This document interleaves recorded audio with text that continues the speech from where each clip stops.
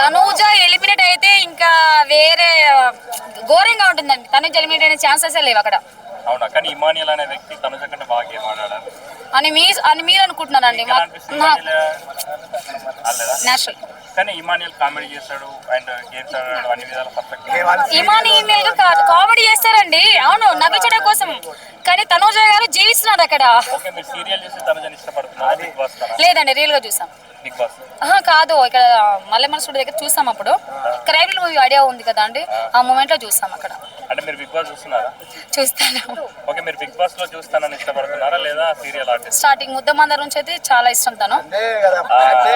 Hello, ఏ ప్రభావం చెప్పినా తనుజ గారే గెలుస్తారు, తనుజ గారే విన్నర్. అంతే, టైటిల్ విన్నర్.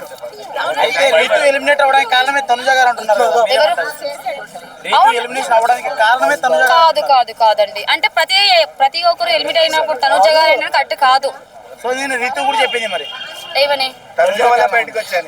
అలాంటప్పుడు అక్కడ దాంట్లో ఎందుకు అలా బిగ్ బాస్ హౌస్ లో తనకి సపోర్ట్ చేయాలి, తనతో ఎందుకు క్లోజ్ గా ఉండాలి? అప్పుడే నుంచి ఇద్దరు నెంబర్ సరిపోయింది కదా. ఓకే, మొన్నటి దాకా తనుజకి ఓటింగ్ బాగా పడేది, బట్ ఇప్పుడు అందరు పవన్ కళ్యాణ్ అంటున్నారు. సో రీజన్ ఏమంటున్నారు? ఇక్కడ కూడా ఏంటంటే తనుజ గారు కానీ రీతు కానీ వీళ్ళు ముగ్గురు చాలా చక్కగా గేమ్ ఆడారు. మిగతా విషయాల్లో అంతంత మాత్రమే. ముగ్గురు చాలా బాగా ఆడారు, కానీ రీతు ఎలిమినేట్ అవ్వడం కొంచెం అలా అనట్లేదు. అయితే రీతు ఈయన ఓట్స్ తగ్గాయి, తనుజాయి, కళ్యాణి ఓట్స్ పెరిగింది, కళ్యాణ్ విన్ అయ్యే అవకాశాలు ఉన్నాయి అంటారు అందరూ. మీరేం చెప్తారు? డెఫినెట్ తనుజ గారే విన్నర్ అవుతారండి. కళ్యాణ్ విన్నర్ అయితే మీరు హ్యాపీనా? ఇద్దరు కూడా హ్యాపీ.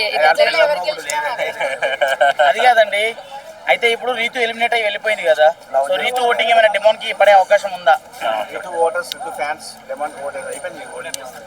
పడవచ్చు, కానీ నేను చెప్పాను కదా, పడవచ్చు అండి.